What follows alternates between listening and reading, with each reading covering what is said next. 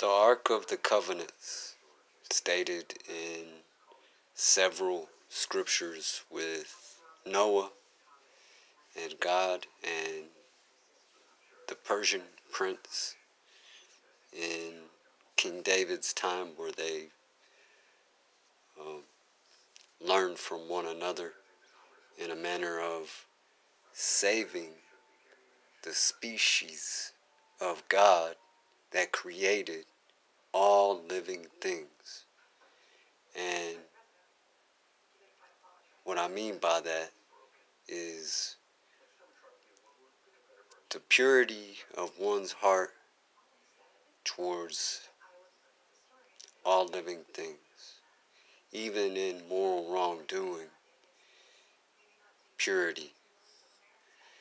The reason the Ark of the Covenants is chosen in the dark-eyed bull or horse, I'm not sure how many other creatures have dark eyes, but because they were labeled as the strongest carriers of the ark, meaning they were able to obtain all things that were created in the likeness of God, being that all things come from God. In this understanding, King David, also known as Orion or Hades, who shared feces between the prince or the bull, and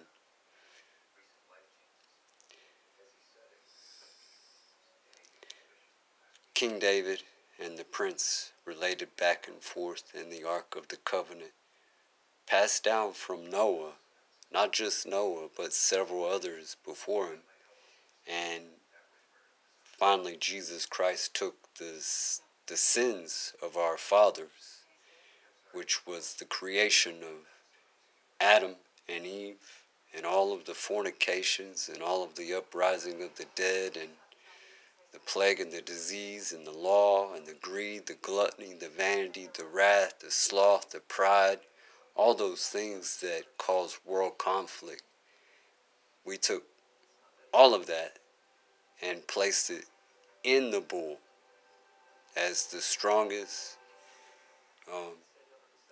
body or vessel to hold all iniquity, even in the creation of all things, but for the love of purity, that it will not be extinct. It's not just the bull, but it's the horse.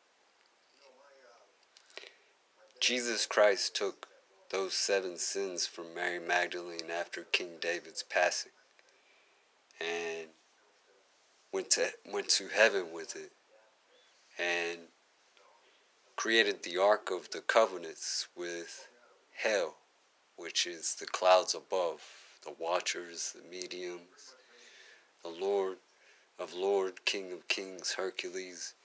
I'm not real sure if that is the throne of Jesus. It says the Father cannot be separated from the Son, and King David is Jesus Christ's son. And like the Father, like the Son, like the Son, like the Father, no one can know the Father unless they see Jesus Christ. And in order to see Jesus Christ, you have to know the Father. So, with this pain of all these burdens that live in all living things, if we are a waste, say, a divination of waste. Where does it go? It goes in the people. Where does it go? It goes in the animals. Where does it go? It goes into the nature. Where does it go? It goes into bugs, critters, birds, fish, sea. It even says it in the Bible that God throws the waste into the sea.